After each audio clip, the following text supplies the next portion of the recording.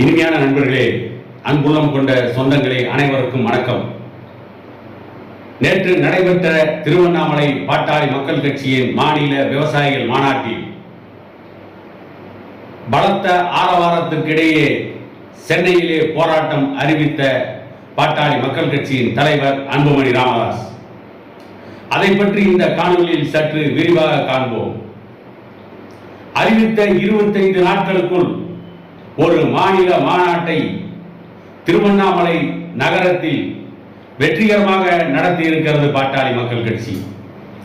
தமிழகம் எங்கும் பாட்டாளி மக்கள் கட்சியின் தொண்டர்களும் விவசாயிகளும் லட்சக்கணக்கில் வந்து குழுமிய அந்த மாநாட்டில் அந்த மாநாட்டு திடலில் இடமில்லாமல் சாலைகளில் 2 கிலோமீட்டர் நீளத்தை தாண்டி 2 பக்கங்களிலும் மக்கள் திரண்டு நின்றார்கள். திருவண்ணாமலையில் பாட்டாளி மக்கள் கட்சியின் அக்னி கடலாக மக்கள் கூட்டம் அலைமோதியது. அப்படி நடைபெற்ற கூட்டத்தில் டெல்லியிலே விவசாயிகள் போராட்டம் நடத்தினார்கள். 3 மாதங்கள் டெல்லியை முற்றுகையிட்டு போராட்டம் நடத்தினார்கள். ஸ்டவ்வையும் உணவு பொருட்களையும் கொண்டு சென்று அங்கேயே சமைத்து சாப்பிட்டு அரசுக்கு எதிராக போராட்டத்தை முடுக்கிவிட்டார்கள். அப்படி தொடர்ந்து போராட்டம் நடத்தியதால் தான் மத்திய அரசு பணிந்து விவசாயிகளுக்கு எதிரான கருப்பு சட்டங்களை வாபஸ் பெற்றார்கள்.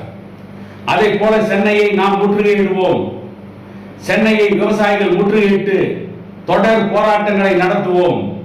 இல்லையே விவசாயிகளுக்கான உரிமைகள் கிடைக்காது. விவசாயிகள் இப்படியே இருக்க வேண்டியதுதான். 10,000 கோடி 20,000 கோடி கடன் வாங்கியவர்கள் எல்லாம் வெளிநாடுகளுக்கு சென்று சொகுசாக வாழ்ந்து கொண்டிருக்கிறார்கள். ஆனால் கூட்டுறவு வங்கியில் 10,000 கடன் வாங்கி கொண்ட விவசாயி அதிகாரிகள் நெருக்கடி தாங்க முடியாமல் அதிகாரிகளின் தொல்லைக்கு பயந்து அச்சத்தால் தற்கொலை செய்து கொள்கின்ற அவல நிலைதான் இருக்கிறது. இதுதான் இன்றைக்கு தமிழ்நாட்டிலே நடந்து கொண்டிருக்கிறது. திருவண்ணாமலை மாவட்டத்தை பொறுத்தவரை இங்கே இருக்கின்ற அமைச்சர் ஏவா வேலு ஒரு அமைச்சர் கிடையாது. அவர் ஒரு வியாபாரி, அவர் ஒரு புரோக்கர். அவர் அமைச்சராகவே செயல்படவில்லை. சாத்தனூர் அணையில் 2 லட்சம் கன அடி தண்ணீரை ஒரே நேரத்தில் வெளியேற்றி மக்களை அவதிப்பட வைத்தார்கள். இங்கேதான் 7 பேர் மரணமடைந்து இருக்கிறார்கள். ஆக திமுக அரசு அனைத்து துறைகளிலும் தோற்றுவிட்டது என்று கடுமையாக திமுக அரசை சாடி இருக்கிறார். சாடியோடு மட்டுமல்லாமல் விவசாயிகளுடைய பிரச்சனைகளுக்கு தீர்வுகளை எல்லாம் தந்திருக்கிறார். ஆனால் எந்த தீர்வையும் இந்த அரசாங்கம் கண்டுகொள்ளாது. வேலூர் மாவட்டத்தில் இருக்கின்ற பிரச்சனைகளை பற்றி அந்த அமைச்சர் துரைமுருகன் போய் கேட்டால் என்று கையை விரிக்கிறார். இப்படிப்பட்டவர்கள் திமுகவில் அமைச்சர்களாக இருக்கிறார்கள். திமுக மிகவும் மோசமான நிலைமையில் செயல்பட்டுக் கொண்டிருக்கிறது.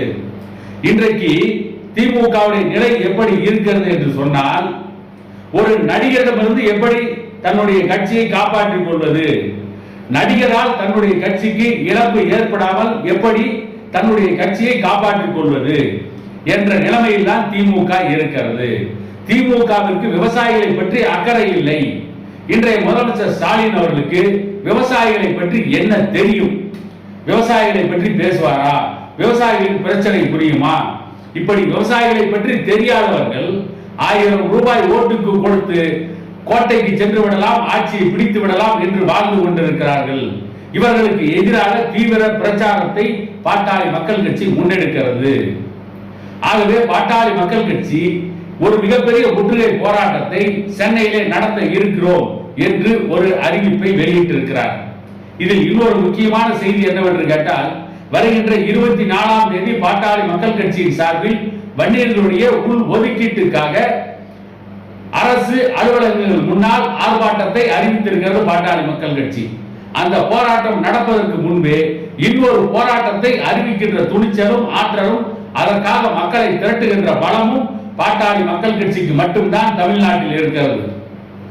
இவ்வளவு சிறப்பாக நடைபெற்ற இந்த திருவண்ணாமலை மாநில மாநாட்டை பற்றி பெரும்பாலான ஊடகங்கள் பேசுவதே இல்லை. பல ஊடகங்கள் இதை பற்றி ஒரு துணுக்கு செய்தியை கூட வெளியிடுவதில்லை. மக்கள் மத்தியில் பிரபலமாக இருக்கின்ற ஊடகங்கள் தினமும் காலையில் எழுந்து மக்கள் வாங்கி படிக்கின்ற அந்த பத்திரிகைகள், அந்த பத்திரிகையில் ஒரு செய்தியை கூட திருவண்ணாமலை மாநில மாநாட்டை பற்றி எழுத மாட்டார்கள். ஆனால் ஒரு நடிகர் மாநாடு நடத்தினால் அந்த மாநாட்டை ஆஹா ஓஹோ என்று புகழ்வார்கள். அடுத்து அந்த நடிகர் தான் முதலமைச்சராக வரப்போகிறார் என்றெல்லாம் இந்த ஊடகங்கள் எழுதுவார்கள். அந்த அளவுக்கு தமிழ்நாட்டிலே இருக்கின்ற பெரும்பாலான ஊடகங்கள் தரம் தாழ்ந்து சில்லறை ஊடகங்களாக மாறிவிட்டது. இவ்வளவு பெரிய மாநாடு ஒரு மகாராஷ்டிரா மாநிலத்திலோ அல்லது உத்தரப்பிரதேசத்திலோ அல்லது மேற்கு வங்கத்திலோ நடைபெற்றிருந்தால் இந்நேரம் ஊடகங்கள் போட்டி போட்டுக் கொண்டு அந்த செய்திகளை வெளியிட்டு அந்த செய்திகளை மக்கள் மத்தியிலே கொண்டு போய் சேர்த்திருப்பார்கள். அப்படித்தான் மேற்கு வங்க மாநிலத்தில் மம்தா பானர்ஜி கட்சி ஆரம்பித்த பொழுது மம்தா பானர்ஜி காங்கிரசிலிருந்து பிரிந்து சென்று திரிணாமுல் காங்கிரஸ் என்கின்ற கட்சியை ஆரம்பித்த பொழுது அன்றைக்கு மேற்கு வங்க மாநிலத்திலே நடந்து கொண்டிருந்த இடதுசாரிகளுடைய மார்க்சிஸ்ட் கம்யூனிஸ்ட் கட்சியினுடைய ஆட்சிக்கு எதிராக மம்தா பானர்ஜி தொடர்ந்து பல முன்னெடுப்புகளை செய்த பொழுது ஊடகங்கள்லாம் மம்தா பானர்ஜியை தூக்கி பிடித்தது. மம்தா பானர்ஜியை மக்கள் மத்தியிலே கொண்டு போய் சேர்த்ததில் ஊடகங்களுக்கு பெரும்பங்கு இருக்கிறது. அப்படி ஊடகங்கள் செய்திகளை வெளியிட்டதால் தான் மம்தா பானர்ஜி இன்று மேற்கு வங்க மாநிலத்தின் முதலமைச்சராக அந்த கட்சி ஆட்சி நடத்தி கொண்டிருக்கிறது.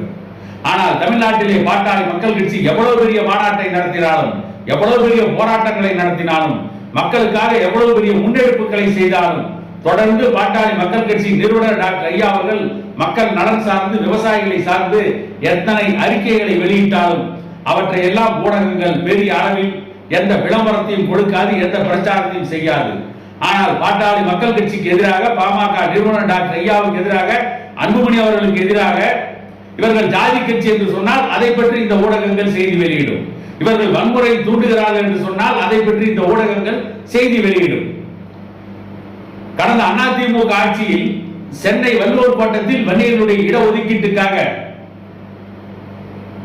நடந்த போராட்டத்தில் கலந்து கொள்ள சென்ற பாட்டாளி மக்கள் கட்சியை சேர்ந்த 2-3 தொண்டர்கள் ஒரு ஆர்வ மிகுதியால் 2 கல்களை ரயில் மீது எறிந்து விட்டார்கள். அந்த போராட்டத்தை விட வன்னியர்களுக்கான இடஒதுக்கீடு தேவை என்று சொல்ல வேண்டிய அந்த போராட்டத்தை விட அந்த 2-3 கல்களை ரயில் மீது எரிந்ததை மட்டுமே மிகப்பெரிய பிரச்சனையாக ஊடகங்கள் ஊதி பெரிதாக்கின. ஆனால் இன்னொன்றை அந்த ஊடகங்கள் எழுத மறந்தது. ஓடுகின்ற ரயிலின் முன்னால் நின்று மறியல் நடத்துகின்ற ஆற்றல் பாட்டாளி மக்கள் கட்சிக்கு தான் இருக்கிறது. அந்த தொண்டர்கள் தான் உயிர் பயமில்லாமல் உயிரை பணயம் வைத்து ரயிலை மறித்து நிற்கிறார்கள் தன்னுடைய சமூக நீதிக்காக, தன்னுடைய இடஒதுக்கீட்டுக்காக. இப்படிப்பட்ட போர்க்குணமிக்க போராட்டங்களை பாட்டாளி மக்கள் கட்சி தான் நடத்த முடியும் என்று எந்த ஊடகங்களும் எழுதவில்லை. அதைத்தான் இன்றைக்கும் இந்த ஊடகங்கள் செய்து கொண்டிருக்கிறது என கூறிக்கொண்டு இன்னொரு காணொலியில் உங்களை சந்திக்கும் வரை உங்களிடமிருந்து விடைபெறுவது உங்கள் எடப்பாடி துரைசாமி.